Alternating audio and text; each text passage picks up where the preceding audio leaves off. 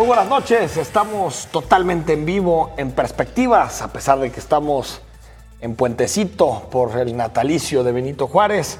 Estamos aquí en vivo para platicar de los temas políticos más importantes del día y una entrevista más adelante con el alcalde de Guadalajara, Enrique Ibarra. ¿Cómo estás, Edgar? ¿Qué tal? Qué gusto saludarte, Enrique. Así es, un saludo a toda la gente que está seguramente ya en su casa después de disfrutar de este puente. Algunos tal vez salieron de la ciudad, pero los temas políticos no descansan, no hay puentes, al contrario, hay mucha actividad, sobre todo el fin de semana, donde hubo registros de listas plurinominales y de candidatos también de mayoría relativa, entre otras cosas. Yo creo que dos temas que son importantes para platicar con ustedes esta noche en Perspectivas.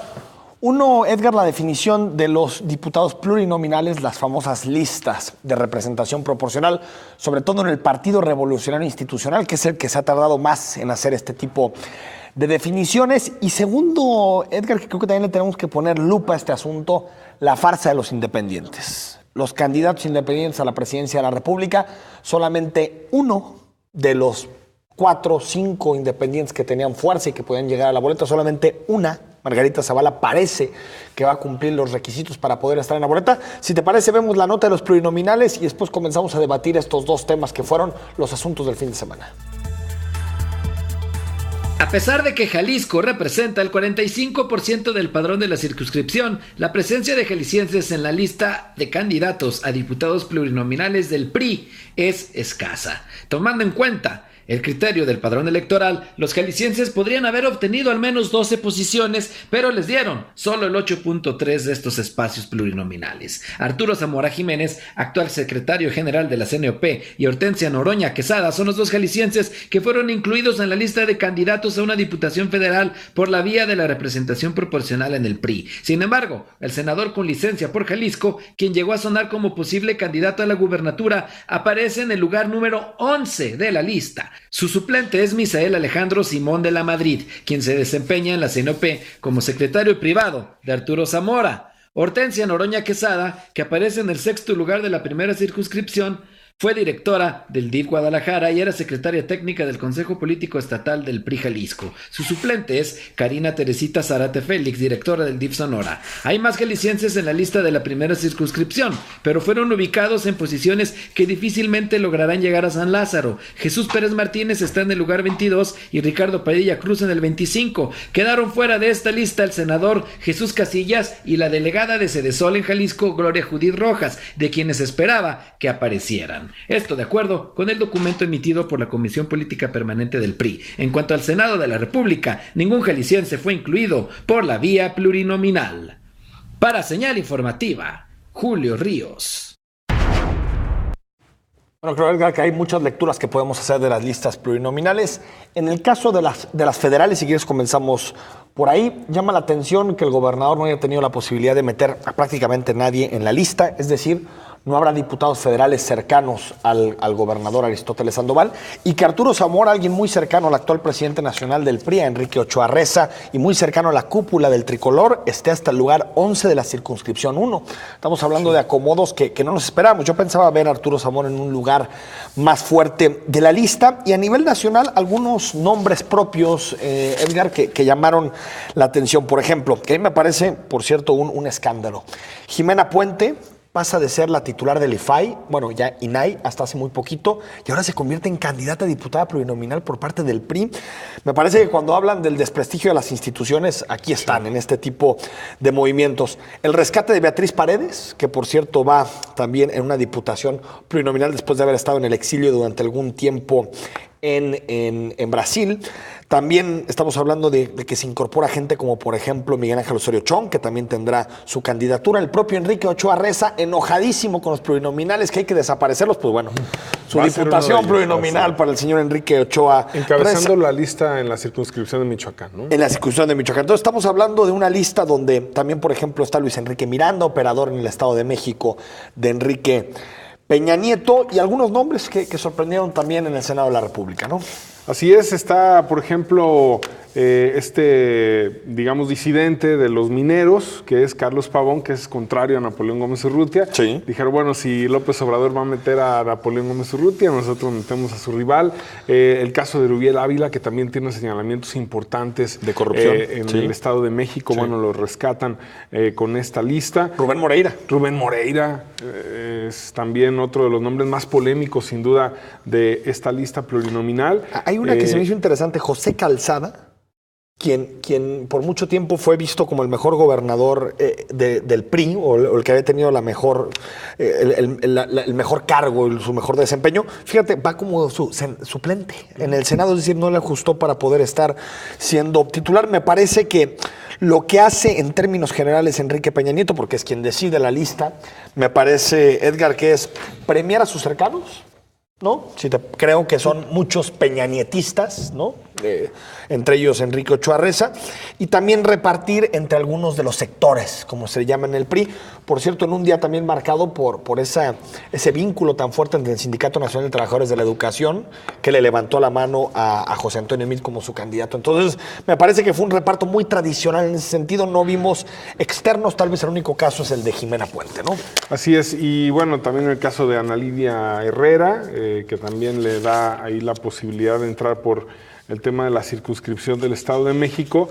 Y bueno, pues son estos temas que siempre se debaten, Enrique. Sí. Es necesario que se eliminen las listas de plurinominales porque son personajes que van a llegar sin duda alguna a estar en la Cámara, en el Congreso, y bueno, que también pues se habla de los equilibrios, pero ahí está el debate, ahí está la línea, ¿no?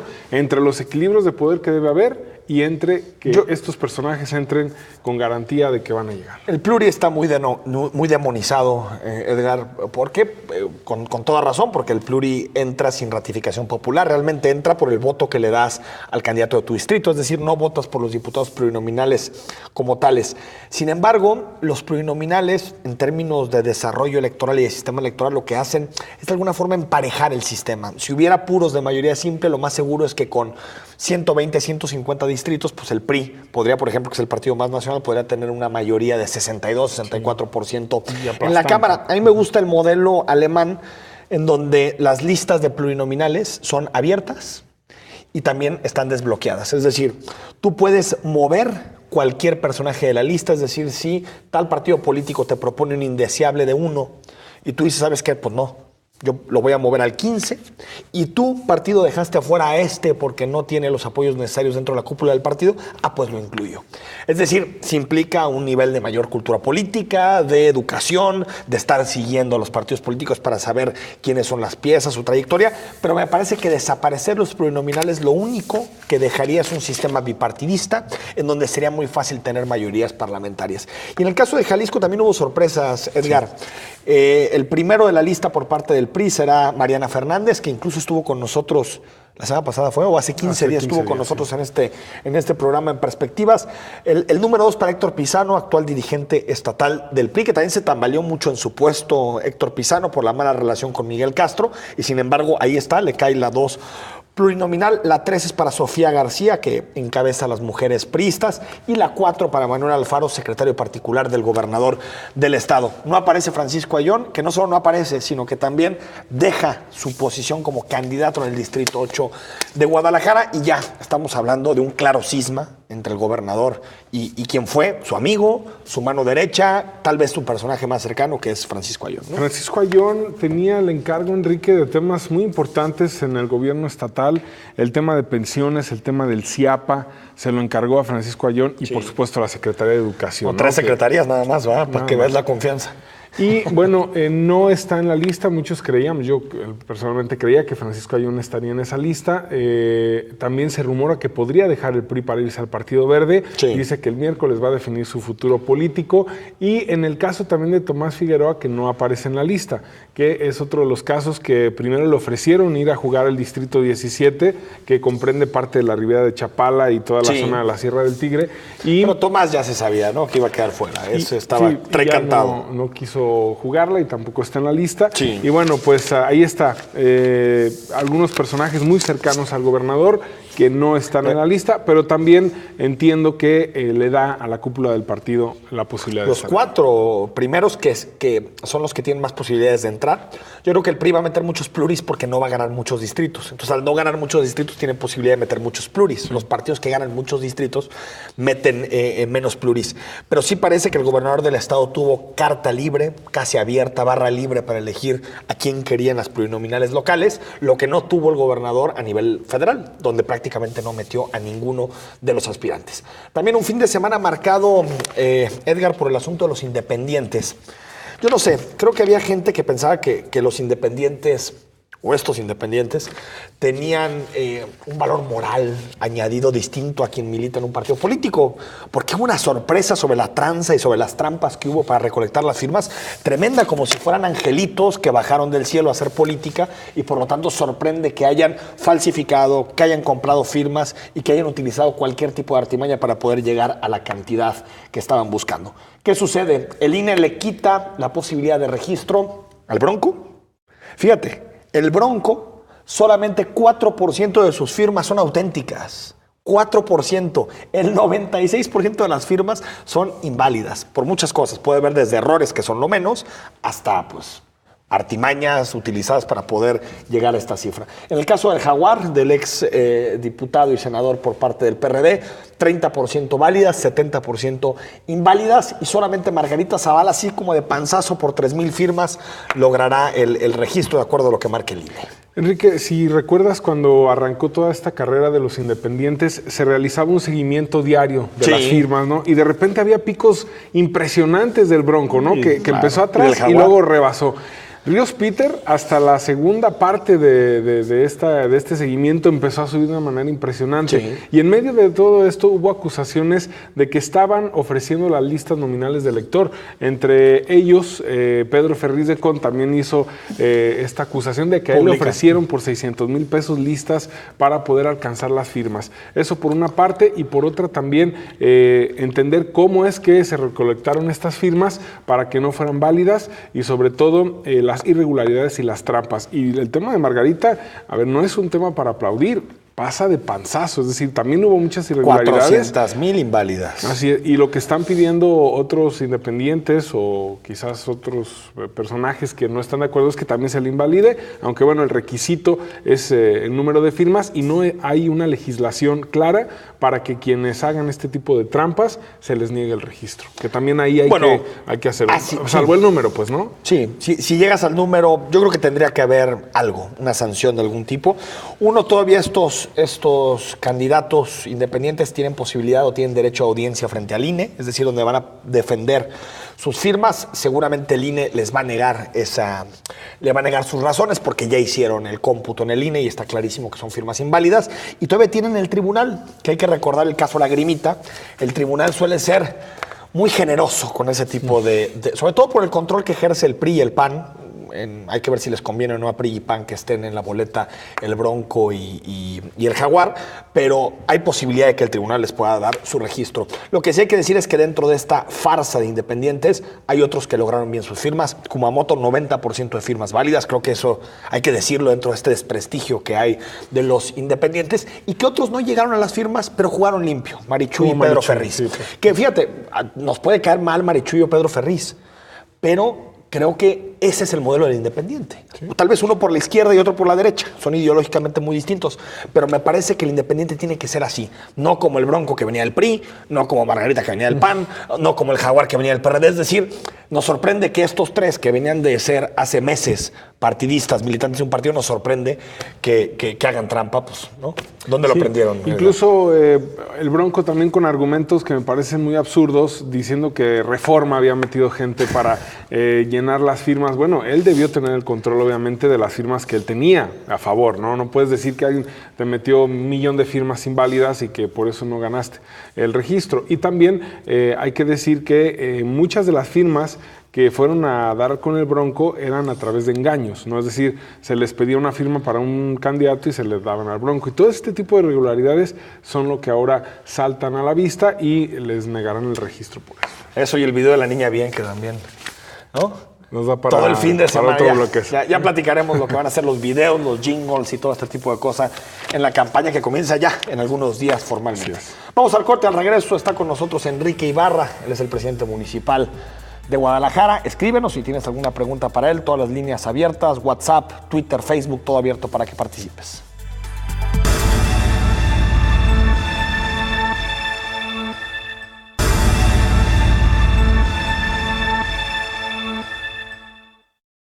Luego de la intervención y desarme de la policía de Tlaquepaque, el titular de la Secretaría de Gobernación, Alfonso Navarrete Prida, explicó que se anunciarían más puntos del país donde se realizarían desarmes a policías señaladas con irregularidades en su operación. Aseguró que estas acciones forman parte del operativo denominado Escudo Titán, como una medida para incidir de forma más efectiva y lograr una disminución de hechos violentos. Adelantó que tiene que haber resultados a corto plazo y que las Fuerzas Armadas serán un factor para lograrlo. Por su parte, el gobernador de Jalisco, Aristóteles Sandoval, afirmó a través de redes sociales que se reincorporarán los buenos policías de Tlaquepaque a sus labores y que habrá consecuencias para los involucrados con el crimen organizado. Asimismo, el nuevo rector de la Universidad de Guadalajara, Miguel Ángel Navarro, mencionó que la implementación de medidas para reforzar la seguridad de los estudiantes dentro de los planteles será uno de sus principales objetivos dentro de su periodo de mandato. Navarro señaló que el tema de la inseguridad no solo acecha a los universitarios, sino que es un problema que atañe a todo el Estado. Sin embargo, dijo que se ha logrado que dentro de los planteles escolares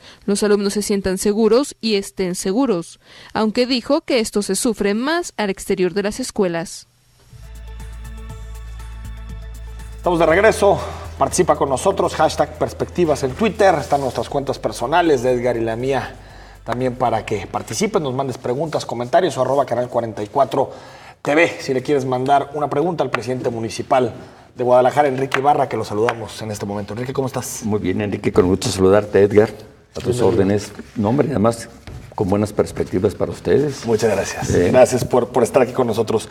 Oye, Enrique, ¿en qué terminó todo este asunto de Tlaquepaque? Toda esta politización de la seguridad entre el gobernador y los presidentes municipales. ¿Ha habido avances? ¿Se ha mejorado en la coordinación? ¿Qué ha pasado después del lunes de la próxima semana pasada? La comunicación nunca se ha cancelado. La comunicación y la coordinación sigue. Mañana, por cierto, tenemos una reunión a la 1 de la tarde, que normalmente se hace en los lunes, seguramente por ser inhábil el día, se pasa para mañana, yo ahí estaré puntual, y nosotros ni remotamente regateamos la coordinación con el gobierno del Estado ni con las instancias del gobierno federal. Lo que sí fuimos muy claros es en diferir del procedimiento y de la actuación que se puso en Tlaquepaque, porque evidentemente hubo una opacidad inadmisible a la presidenta municipal. El operativo fue alrededor de las 7 de la mañana. No le recibieron un escrito que presentó hoy en Casa Jalisco y le avisaron del gobierno del Estado pasadas las 7 de la noche, 12 horas después. Evidentemente nosotros no solapamos ninguna ilegalidad, ni tampoco creo que en este país alguien diga todos los elementos de seguridad pública son impolutos. Claro, la mayoría son buenos, la inmensa mayoría, pero los hay también seguramente que puedan tener alguna colusión con cuestiones delincuenciales, pero bueno, esos ya son los casos que debe de ver la autoridad pertinente.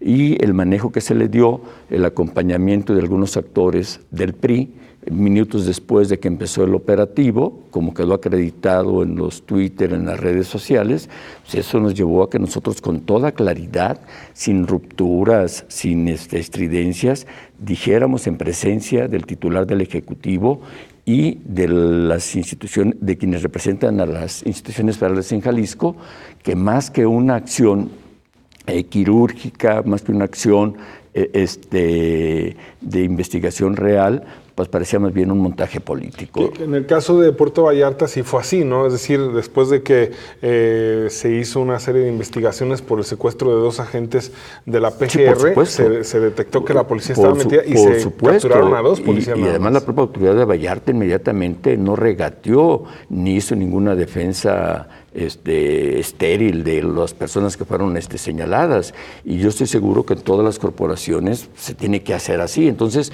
pero de parte nuestra hay esa disposición, y mañana estaremos ahí en la mesa de coordinación en Palacio de Gobierno. Ahí, Enrique Ibarra, ¿qué interpretación le das al incremento, por ejemplo, de los homicidios en el municipio de Guadalajara? Porque hay muchas hipótesis. Una que es una pelea entre cárteles, otra que se mueve entre municipios y por eso ha caído en Guadalajara. ¿Qué interpretación le das? ¿Por qué vemos tantos homicidios en el municipio de Guadalajara? Bueno, evidentemente fueron unos días en que sí se acentuaron ese tipo de hechos delictivos. Yo no soy partidario nunca de buscar como autoridad el decir, es ajuste de cuentas entre ellos. No, yo no parto de esa ruta, porque a final de cuentas son delitos de alto impacto que a todos nos erosionan, independientemente que sean personas que están involucradas en actividades delictivas. Yo creo, Enrique, tú, Edgar, que esta es una muestra de la descomposición que vive la seguridad en todo el país y que lamentablemente no es nuevo. Llevamos 2 sexenios donde se ha recrudecido y yo creo que las políticas públicas han sido totalmente fallidas en el combate al crimen. Tú no puedes disipar esa situación de violencia, de inseguridad, lo que acaba de publicarse del documental que está en boga, donde, bueno, a todos nos impacta, a todos nos deprime lo que está ocurriendo si no atacas de raíz el problema. ¿Y cuál es el problema? El problema es la profunda desigualdad social que caracteriza a México. México es uno de los países con mayor desigualdad. Es un país donde hay muchísimos jóvenes que no tienen acceso a la educación media, a la educación superior y que no tienen tampoco oportunidades de carácter laboral ni perspectivas en su vida joven de empleos bien remunerados. Por eso nosotros, Enrique, tú, Edgar, en Guadalajara, una de las vetas, una de las premisas centrales que hemos hecho en las políticas públicas son las políticas de carácter social. ¿Por qué estamos nosotros apoyando a jóvenes de preparatoria? El día de sábado y ayer domingo, nosotros entregamos a otros 9,000 jóvenes las becas de preparatoria. Fue un programa que en su momento tuvo críticas porque se decía que qué tenía que hacer el gobierno de Enrique Alfaro de apoyar a estudiantes de preparatoria con 1,000 pesos cada mes durante 10 meses que dura el ciclo escolar. El primer año se becaron 12,500 jóvenes, en el 2017 25,000 y ayer con los 3 grupos y antier que entregamos ya a los nuevos becarios, son 37,000. ¿Eso qué es? Eso es darle un empujón a los jóvenes, eso es decirles sí hay políticas públicas que te ayuden, que te impulsen, que te den un empujón para que puedas tener acceso a la educación. Y son becas que se dan no solamente para la universidad pública. A mí me llamó la atención, asistí a una graduación en el UTEG hace como 2 meses y 67 de los jóvenes graduados habían podido terminar sus estudios gracias a los 1,000 pesos de apoyo mensual que reciben sin ninguna contraprestación a cambio, salvo algunos servicios de carácter comunitario. O hay otro programa que para mí ha sido un programa inédito, sin precedentes, Edgar, que apoya a las mujeres. ¿Este programa en qué consiste? Este programa consiste en empoderarlas, pero a través del conocimiento, a través de la capacitación y por la vía de universidades y instituciones especializadas. Enrique, se les da una capacitación de 2 meses y en esos 2 meses se les da un apoyo de 2,000 pesos para que puedan concentrarse en eso. Pero eso no es todo. Al terminar, se les entrega un capital semilla para que pongan una empresa. Para mí ha sido muy satisfactorio asistir, por ejemplo, la semana pasada a una graduación y una de las mujeres graduadas, el límite de edad mínimo son 18 años y hacia arriba no hay máximos. Una señora, Gabriela Clemente, de 87 años, que forma parte de un grupo productivo, Dobby Gourmet, se llama la empresa que constituyeron y que recibieron su capital semilla, que es de café, que tú estás tomando o no estés tomando té. Bueno, pero ellas son de café y de repostería. Es que la noche el té, el café, ¿no? Pero es conmovedor que a los 87 años, con una actitud, cuando le entregas, no la beca ya se les entregó en los 4 meses, no, ahora les entregas, el sábado entregué yo 137 cheques por más de 30 millones de pesos. Es tejido social, capital Ese social, tejido social, que es básico. Sí, pero es extraordinario, Enrique. En policías. ¿Qué hace la policía de Guadalajara para evitar la infiltración de sus policías? ¿Qué mecanismos y qué controles tiene? Bueno, evidentemente tienes los exámenes de control y tienes una permanente vigilancia y una permanente supervisión de sus servicios. Nosotros tenemos 2.566 policías de línea. Nosotros nunca tuvimos problemas con la homologación salarial cuando fue aprobada. ¿Por qué? Porque nosotros tenemos un rango equiparable al de Zapopan, que durante años fuera... Estaban un poquito bajo, ¿no? 100 pesos. 100 pesos. Y del gobierno del Estado, lo que contribuyó el gobierno del Estado, que había sido el acuerdo, es una cantidad, que debo decir, lo han cumplido, de 1.900.000 pesos cada mes para la homologación. Pero nosotros además somos la única corporación policial que además del Seguro Social, los 2.566 policías de línea tienen seguros de gastos médicos mayores en instituciones privadas, que no tienen ninguna otra comisaría en el país, porque no es nada más el Seguro Social. Y además tenemos nosotros garantizado la educación de enseñanza media y superior para los hijos de los policías que fallezcan en el cumplimiento de su deber. Y el seguro de gastos por fallecimiento en servicio en cumplimiento de sus tareas se aumentó en un 1,000%, Enrique, de 150,000 a 1,150,000 pesos. Y hemos tratado, por supuesto, de dignificar el trabajo, la capacitación de los policías y, por supuesto, toda la herramienta de trabajo. Entonces, sí estamos nosotros en esa ruta y estamos nosotros conscientes de que es el problema del país, no solamente de Guadalajara. Eso no es ningún consuelo y no lo digo como tal, pero sí hacemos nuestra parte. ¿Qué limitantes tienen con la policía, alcalde? Porque vemos, por ejemplo, que hay muchos delitos. Esto es lo que hablamos de crimen organizado de alto impacto, pero también se han incrementado los delitos en los últimos meses, el último año que fue terrible, en robos a casa habitación, en asaltos. Sí, sí lo he sabido. Es decir, hay un problema ahí. Sí, los ha eso visto. A veces pega más a la gente. Y lo de los autos se ha incrementado mucho también por lo del robo de autopartes, fundamentalmente. Son muchos los que se recuperan cotidianamente todos los días, pero evidentemente se hacen todos los operativos de trabajo. O tienes, por ejemplo, los robos a negocios. Algo que ha dado un resultado es el botón de alarma. Por ejemplo, 7-Eleven, con quienes firmamos convenios, han disminuido sensiblemente el número de atracos y el número de asaltos.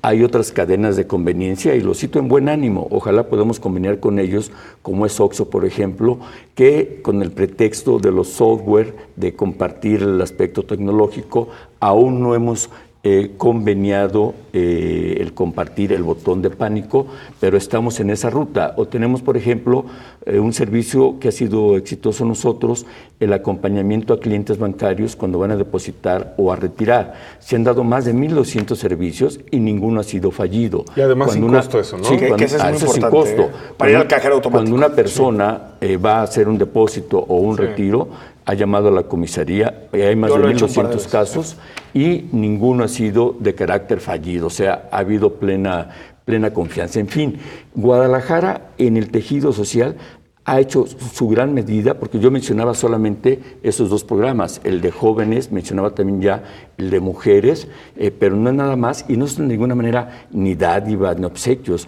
es devolverle a la gente lo que paga de sus impuestos. Y tenemos también, por ejemplo, programas... Déjame ir al corte, Enrique Ibarra, y seguimos, si nos sigues platicando estos programas, supuesto. Seguimos hablando de seguridad y demás temas del municipio de Guadalajara. Escríbenos, estamos totalmente en vivo con el alcalde de Guadalajara.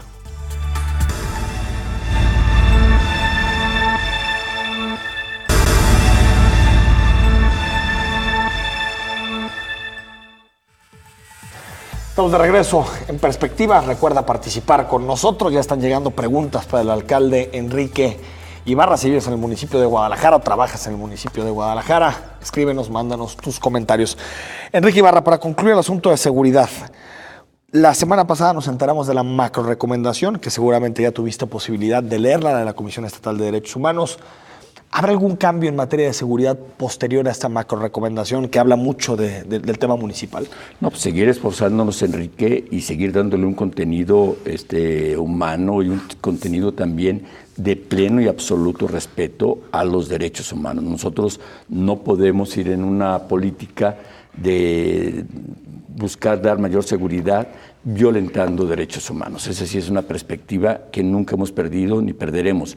En todo el tiempo que llevamos no tenemos nosotros, salvo esta macro recomendación, que no es nada más para nosotros. No, es para todos, por eso es para macro, todos, sí, para todos. Así es, no tenemos nosotros ninguna recomendación en ese sentido. O sea, siempre hemos sido muy respetuosos, siempre con mucha pulcritud y lo seguiremos haciendo. Hay un asunto, perdón, Edgar, que rescato de la macro recomendación que pone acento en el gobierno del Estado y en los municipios, que es cambiar el eje principal de la política de seguridad de la reacción a la prevención. Sí, por supuesto. ¿Qué tan difícil es eso? Porque tienes que pagar salarios de policías, tienes que adquirir armas, tienes que adquirir equipamiento, todo, patrullaje. Más elementos. ¿Qué tan difícil es hacer esa transformación en los próximos 2-3 años? Bueno, yo creo que sí es difícil porque sí tienes que acentuar mucho tus métodos. Otro aspecto que va a ser muy interesante te va a ser también el tema de las videocámaras que se están instalando, que van a ser más de 2,000 en el caso de Guadalajara, y también la cooperación que tienes a veces con instituciones. A nosotros, por ejemplo, ¿qué nos ha dado resultado medible, con datos duros? Lo que hicimos con la UDG. Con la UDG en algún tiempo se recrudecieron, sobre todo tenemos el mayor problema en la zona del Politécnico, de la vocacional, del tecnológico, lo que se conoce como el CUSEI, pero con ellos hicimos el programa Sendero Seguro, sí, y tenemos reuniones periódicas con ellos, y eso sí ha incidido en una merma considerable en hechos delictivos. Cerca de los centros universitarios, cerca de los centros universitarios, y con la comunicación y con las pláticas. También tenemos nosotros en relación con empresas, también con industrias en la zona industrial, que por cierto la zona industrial sufrió una gran transformación de obra pública. Enrique Alfaro tuvo también la visión de restituir con otro concepto lo que era el Consejo de Colaboración Municipal, que ahora tiene el nombre de Colaboración Social. Está al frente de él una gente extraordinaria, Pablo Ibarra Michel, no tengo parentesco con él. La gente es pura coincidencia. Bueno, y tengo un hijo que se llama Pablo. Bueno. Se llama Pablo, pero que no vaya a haber esa... Son homónimos, pero no parientes. Pero ha hecho un trabajo extraordinario, por ejemplo, en la zona industrial, que era una zona totalmente deprimida, totalmente vulnerada en la vialidad, está totalmente reconstituida, y los empresarios tuvieron una gran disposición, tuvo un costo de 482 millones de pesos, Edgar, y mucha disposición de los empresarios. Se ha recuperado ya casi el 80% de lo que ha sido la inversión. En Monraz se están haciendo obras a través de este consejo también, en el fraccionamiento de Monraz, como de 70 millones de pesos, o se hizo Juan de la Barrera. Y otro caso también bien interesante de sinergia con sector privado fue el caso de Huentitán. Huentitán es un polígono que comprende un buen número de colonias, desde Lomas del Paraíso, Rancho Nuevo, los Huentitanes, que son varios, de casi 800 millones de pesos en vialidades, en parques. Hay varios de ellos, el Mirador de Huentitán, por ejemplo, el Parque de San Francisco. Que es Iconia, ¿no? El proyecto Iconia. El proyecto Iconia, OHS, menciono hasta el nombre porque ese convenio se había firmado en el 2008, pero no se había aterrizado. Sí. Se volvió a tomar el tema, y Enrique sí logró un acuerdo que ya se está materializando. Tú vas a Huentitán y evidentemente es otro el rostro, es otro la fisonomía de Huentitán. Todas las redes hidráulicas se han restituido, porque no se trata nada más de poner asfaltos y concreto, sino se trata también de todo el triperío que hay, lo que no se ve, que son dos ejemplos, dos botones de muestra, donde el mérito no ha sido solamente del gobierno municipal. Antes de pasar a otros temas, para cerrar el asunto de la seguridad, me gustaría saber su opinión sobre el tema del nuevo sistema de justicia penal, porque parece que coincide la entrada del nuevo sistema con el aumento en los delitos. Bueno, evidentemente sí fue un sistema aplicado con una ausencia de capacitación, con muchas deficiencias, sí incide, sí tenemos muchísimos casos y hay muchísimos ejemplos que gusten, podemos casuísticamente mencionarlos, de gentes que reiteradamente son detenidas, pero por alguna falla de procedencia, de procedimiento, al rato ya los tienes en la calle, o también las horas que se llevan de invertir, o a veces la falta de coordinación entre las instancias municipales y el Ministerio Público, pero te insisto, es un componente, pero el problema de la inseguridad, mientras no disipes los niveles de pobreza extrema, mientras no des oportunidades a jóvenes, mientras no hagas una sociedad incluyente, mientras no hagas una sociedad de tolerancia, de valores, no vas a terminar con el problema de la violencia. La violencia no la vas a acabar con más soldados, ni con más marinos, ni con mayor armamento. No, esa es una política fallida. Ya van 12 años que ha mostrado su inoperancia y su ineficacia. Yo creo que ese tema, junto con la corrupción, junto con la impunidad, son los grandes temas que vamos a ver. Ya lo mencionaban ustedes son cronistas y son la conciencia de la vida pública de esta ciudad. Van a ser los grandes temas en la campaña del 2018. Yo estaré dedicado únicamente al gobierno, ajeno a las cuestiones de esa naturaleza. Vamos a escuchar algunos comentarios y preguntas para Enrique Ibarra antes de seguir con más temas de la agenda de Guadalajara. Dice Fausto, una pregunta para el alcalde. ¿Hasta cuándo va a emplacar las calles y avenidas de la ciudad? No sé si tienen un problema grave con la señalética del municipio. Es un problema severo. Sí estamos nosotros haciendo lo posible. De entrada, Enrique, una política que hemos hecho es no cambiar el nombre de las calles. Ah, qué bueno. Hemos tenido propuestas. Menciono a guisa de ejemplos dos propuestas que tuvimos. Una, de que la calle Corregidora, que está cerca del CUSEI, que mencionamos hace rato, le pusiéramos Instituto Politécnico Nacional, que es una institución muy respetable, muy respetable. No es ni de aquí. Llegamos a un acuerdo con los promotores, oye, vamos a poner una placa, pero hicimos una consulta y el 78% de la gente dijo no, ni remotamente. Como el 8% dijo, pónganlo, hagan lo que quieran, pero la gran mayoría no. Dijo no. Luego, había otra propuesta también, hay una polémica de la calle Yaquis, que fue de gran tradición en Guadalajara. Y que se llama Juan Palomar Arias. Entonces también hubo otra propuesta de volver a hacer, y ocurre lo mismo. Cambiar los nombres de las calles es verdaderamente. O sea, ¿querían volver al nombre Yaquis? Sí. Y mira, hay sentido y tiene razón. O sea, nos sentimos orgullosos. Hay mucha gente que le sigue diciendo Yaquis. Sí, claro. O como Pérez Verdía Tepic, por ejemplo, ¿no? Sí, o Tolsá, en Tolsá de León, ¿no? ¿Qué hicimos nosotros en Paseo Fray Antonio Alcalde? Que va a ser la mayor intervención urbana de México. Va a ser una cosa extraordinaria. Pero no se cambia el nombre. No cambiamos el nombre. No. Hicimos una disposición administrativa.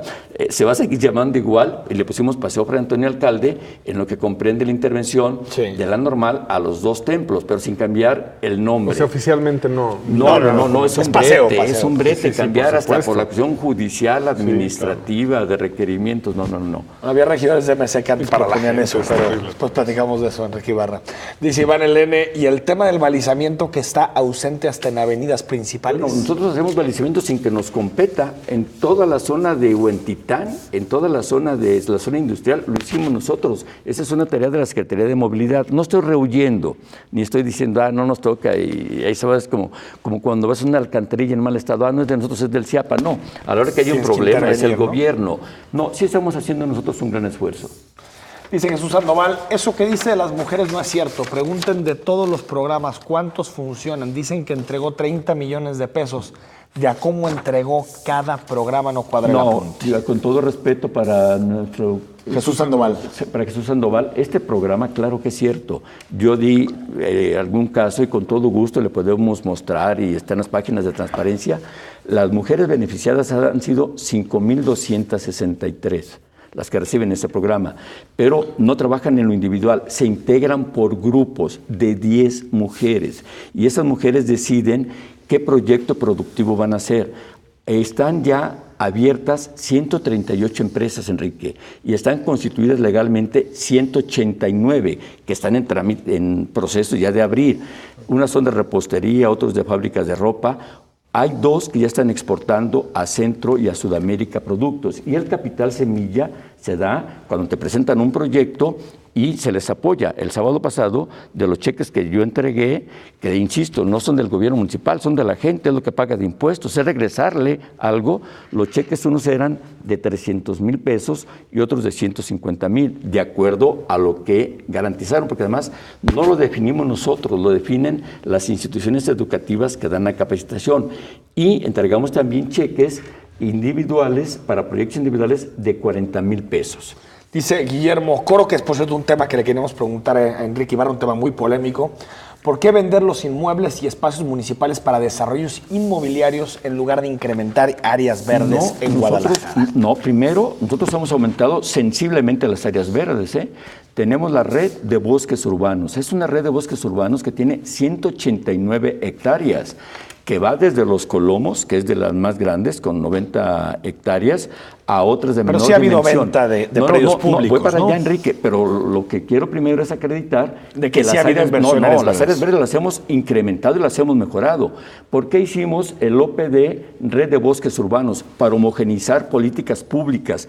Los bosques urbanos en Guadalajara, de acuerdo a nuestra definición, son espacios que deben de tener al menos 3.5 hectáreas de terreno y la mayoría de ellas arbolada. Entonces, si tú vas a Los Colomos o vas al Parque Mirador de Huentitán, no al Mirador, al Parque de Huentitán que acabamos de rehabilitar, verás los mismos juegos que hay en Los Colomos en el oriente de la ciudad, o en el Parque González Gallo, o en el que rehabilitamos del Lago Azul, y también los mismos sanitarios, la misma calidad en todos los 12 parques que forman parte de los bosques urbanos. Se han vendido algunos inmuebles porque no tenían uso, no tenían... ¿Pero por qué no hacer parques ahí? ¿Por qué no hacer lugares públicos? Sí lo hacemos, Enrique. No para que sean torres. Sí lo hacemos. Hubo uno que generó polémica, el de Marsella, que dijeron, a ver, ¿por qué venden Marsella cuando ahí es muy caro? Se vendió a un precio comercialmente más alto de lo que vale, pero es un edificio colapsado. Es un edificio que ya no podía servir ni de estacionamiento, con todos los dictámenes. Lo tenías que demoler, que eso ya implica un costo. Pero una parte de ese terreno va a ser una área verde. Y esa área verde va a correr a cuenta, por supuesto, de quien compró el ¿Pero va a ser pública o para los... Pública, para quien compre. No, es pública, es un parque en Marsella y Pedro Moreno, por ahí, en plena zona de Chapultepec. O el otro que generó polémica, el del registro civil. Es un proyecto arquitectónico extraordinario, espléndido, para que luego nos invite. Sé que Enrique está en sus últimos días y lo felicitamos porque va a emprender otros proyectos. Invítanos un día, Edgar, y presentamos el proyecto, porque es una visión arquitectónica maravillosa que va desde el Templo del Sagrario, que lo hizo uno de los grandes arquitectos, Pedro Castellanos, y desde ahí vas a tener en perspectiva hasta el Hospital Civil Fray Antonio Alcalde.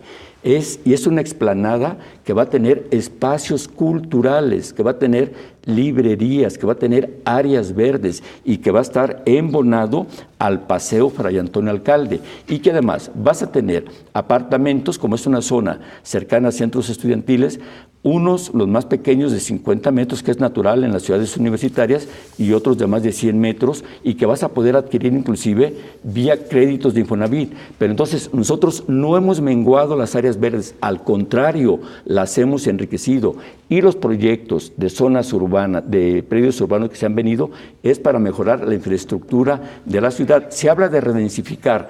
¿Dónde vamos a redensificar? Cerca de la línea 3 del tren ligero. La vivienda oriental. Por eso del registro civil. Y decían, ¿y qué va a pasar con el registro civil? Le va a ir mejor a la gente, va a estar en el mercado Corona y también va a tener más vida.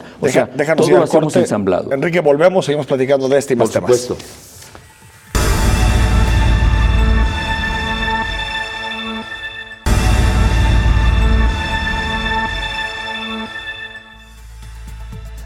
Estamos de vuelta en Perspectivas, platicando esta noche con Enrique Ibarra, presidente municipal de Guadalajara. Ya estamos recibiendo mensajes si quieres participar con nosotros, y pues hay más temas, ¿no, Edgar? El tema de las calandrias, alcalde, que bueno, generó mucha polémica, mucho enfrentamiento, algunas manifestaciones todavía cuando estaba Enrique Alfaro como alcalde en funciones.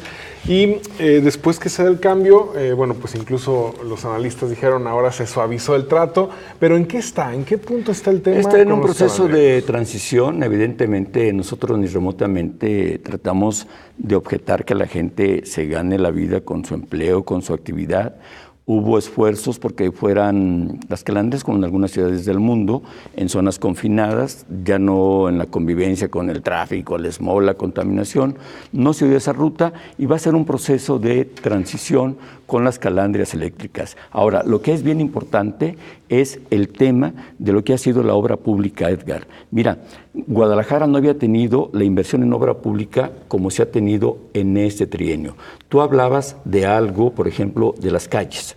En las calles, lo que se ha invertido en la rehabilitación de las mismas han sido más de 2,000 millones de pesos en la rehabilitación. Y ahí no incluyó lo que ya les mencioné de la zona industrial ni lo de Huentitán. Y otra particularidad, otro sello que le dio Enrique Alfaro al ejercicio del gobierno fue la democratización del gasto público, porque normalmente la zona del oriente y la zona del norte-nororiente no eran objeto de intervención. Y ahora muchas de las vialidades, muchas de las articulaciones se han rehabilitado en esas zonas. Pero también yo, por ejemplo, he entregado obras en Chapalita, he entregado obras por Avenida Inglaterra, he entregado obras en Providencia, hace días estuve ahí en Montevideo y Ontario entregando obras. O sea, eso es fundamental, que tú seas un gobierno que cumpla con lo que la gente te pide, con la que la gente te solicita. Con el asunto de la obra pública, alcalde, pero ¿cuándo empiezan las calandrias eléctricas? ¿Cuándo las veremos en la calle? Están en proceso de capacitación, Enrique. Están por salir las primeras calandrias. Luego tienen que hacerse todo el tema. ¿Nos puedes dar una fecha? No, todavía no está precisa la fecha. Y luego todos los temas de movilidad. Pero sí es muy importante y no es ir en contra de tradiciones ni impedir que la gente... No, ni remotamente. Parecía como que el proyecto se frenó. No está frenado, Enrique. Va transitando y además, mira, otra característica, ha sido un gobierno dialogante. Nosotros, ¿qué problemas hemos tenido? Inclusive, en sesiones de ayuntamiento, el 99% de todos los acuerdos, aún de los inmuebles, son por unanimidad. Bueno, sus problemas. Llevamos más de 90 sesiones de ayuntamiento, sesionamos como si fuéramos Congreso, y todo se hace por consenso. Y lo mismo hacemos en las colonias y lo mismo en todos los barrios. O cuando tenemos este tipo, por ejemplo, donde hubo diferendos con gentes de las calandrias, hemos tenido mesas de negociación. ¿Cuántos disidentes quedan? 9. Y además lo respetamos mucho y mantenemos la comunicación, porque eso es lo que tienes que hacer como gobierno. Mira, la política nuestra, ¿cuál ha sido? Poner a la gente en el centro de la atención pública. ¿Cuándo había habido presupuesto participativo? El primer año, para decir en qué se iba a gastar los recursos que ingresaban por el pago de predial, participaron 72,000, Edgar. Este año, al viernes pasado, porque terminamos el último de marzo de hacer el corte, han participado 173,522. Nada más una petición sobre el tema del presupuesto participativo, alcalde. Que podamos participar no solo los que tienen propiedades, sino también los que somos habitantes de Guadalajara. Seguramente. Porque esa democracia de que nada más opinan los que tienen propiedades, pues... Tú sabes de democracia, el siglo XIX, es muy buena, así eran las cosas. Bueno, acuérdate, hasta para votar tenías que tener... La democracia censitaria. Era el voto censitario, pero dijimos que no íbamos a hablar de elecciones. Era el voto censitario. Las elecciones no pasan por Guadalajara. No, tienes razón. Habrá que ver una forma de hacerlo, una forma de ampliarlo, pero fíjate... ¿Qué dejó en positivo lo del presupuesto participativo? La sorpresa para nosotros el primer año con Enrique fue que el primer lugar fue que se rehabilitaran las unidades de la Cruz Verde. Y se rehabilitaron las 5 grandes unidades y las 7 unidades prehospitalarias de la Cruz Verde. Con todo y equipamiento, ¿no? Por supuesto. En obra pública fueron 90 millones y en equipamiento casi 20 millones. Alcalde, nos quedan más 2 minutos. 20 ambulancias nuevas, inclusive, para cuestiones de atención grave, de terapia intensiva. Y le quiero hacer 2 preguntas más porque se nos está yendo el programa. Adelante. ¿Cuál es el estatus de la Plaza de los Mariachis? Explíquenos. Después de todo totalmente este debate recuperado. Totalmente recuperado. ¿Se pagaron 14 millones de pesos? Se pagaron 14 millones. El demandante exigía 90 millones de pesos. Se acreditó que ya es otra vez público. Ya es otra vez público. Y lo más importante, El INA, que no es muy sencillo a veces con el INA, pero con nosotros se ha portado con mucha comprensión, está de acuerdo y se está haciendo ya la obra de rehabilitación. Y ahí, ¿quién gana? Además de todos los tapatíos, los comerciantes, los artistas del mariachi. Es un litigio larguísimo. Es un litigio larguísimo. Él tenía la concesión por 30 años más. Ustedes a su edad seguramente van a vivir el doble de esos 30 años, pero era conveniente ya culminarlo. ¿Cómo avanza la regularización de torres departamentales? ¿Cuántas quedan irregulares? Mira, con precisión no sé, les mando la fecha, pero ha sido un programa que ha dado mucho sentido y mucho contenido para mejorar las condiciones y compensar, como quedó en el reglamento, de cómo revitalizas las zonas donde se duelen de las autorizaciones que dieron indebidamente para la construcción. Irregular en el trienio de Enrique Alfaro. No, ninguna. Eso no lo puedes garantizar. Esto lo puedo garantizar. Que no va a haber ningún problema. Así es, ningún problema. Y por último, ¿el alcalde de Guadalajara se mantiene al margen del proceso electoral? Totalmente. Estoy dedicado a la administración. Nunca me ha convencido la tesis porfirista de que cero política y 100 administración. Yo no la comparto. La política es ayudar a la gente y esa hay que hacerlo. Y claro, con una eficaz administración y honrada como la hemos hecho en Guadalajara. Los que se van ya se fueron, ¿verdad? Los del ayuntamiento. Bueno, faltan todavía, en la próxima sesión saldrán, ya me comentaron varios del PRI, que son candidatos a regidores y algunos de Movimiento Ciudadano también, y el regidor del Partido Verde. No estoy cometiendo ninguna infidencia, es natural que ya llevas varias hoy, entonces qué bueno. ¿Mandé? Ya llevas varias hoy, entonces qué bueno. Que no se nos... Patricia Martínez, por ejemplo, la coordinadora. Patricia encabeza la lista de Movimiento Ciudadano y seguramente aportará mucho. Seguramente aportará mucho. Sí, se separarán de sus funciones. Gracias, Enrique. Gracias. A ustedes y felicidades. Gracias. Y felicidades, Enrique, por la nueva etapa que inicia. Los ciclos concluyen. Gracias. Enhorabuena. Nos vamos, Edgar. Gracias, Enrique. Hasta el próximo miércoles. Hasta el miércoles. Para con gusto.